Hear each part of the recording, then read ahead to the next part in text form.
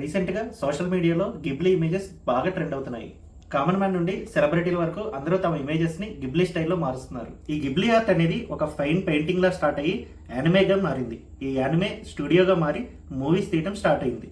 ఈ స్టూడియోని స్టార్ట్ చేసింది అయావో మొజాకి. ఇది జపాన్ లోని టోక్యోలో ఉంది. ఈ యానిమేలో స్టోరీ టెల్లింగ్ అండ్ ముఖ్యంగా ఫీమేల్ క్యారెక్టర్స్ చాలా ఎమోషనల్ గా డెప్త్ గా ఉంటాయి. ఈ యానిమేలో famous characters my neighbour Totoro and princess Monaco.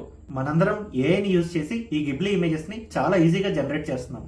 కానీ ఇదే విషయంపై గిబ్లీ స్టూడియో ఫౌండర్ మాట్లాడుతూ it is an insult to animation that images lack of soul and heart అని అన్నారు. చాలా మంది యానిమేటర్స్ కష్టపడి క్రియేట్ చేసే ఈ యానిమేని ఏఐ ఇలా సింపుల్ గా జనరేట్ చేయడాన్ని మీరు ఏ విధంగా ఫీల్ అవుతున్నారు? ఇది ఏఐ యొక్క ఫ్యూచర్ లా భావించాలా, లేదా గిబ్లీ స్టూడియో ఫౌండర్ చెప్పినట్టు కొన్ని ప్రీషియస్ థింగ్స్ లో కూడా ఏఐ డామినేషన్ వల్ల వాటి వాల్యూ తగ్గుతుందని ఫీల్ అవుతున్నారు? మీ ఒపీనియన్ ని కామెంట్ చేయండి. ఇలాంటి మరిన్ని ఇంట్రెస్టింగ్ టాపిక్స్ తో మళ్ళీ కలుద్దాం.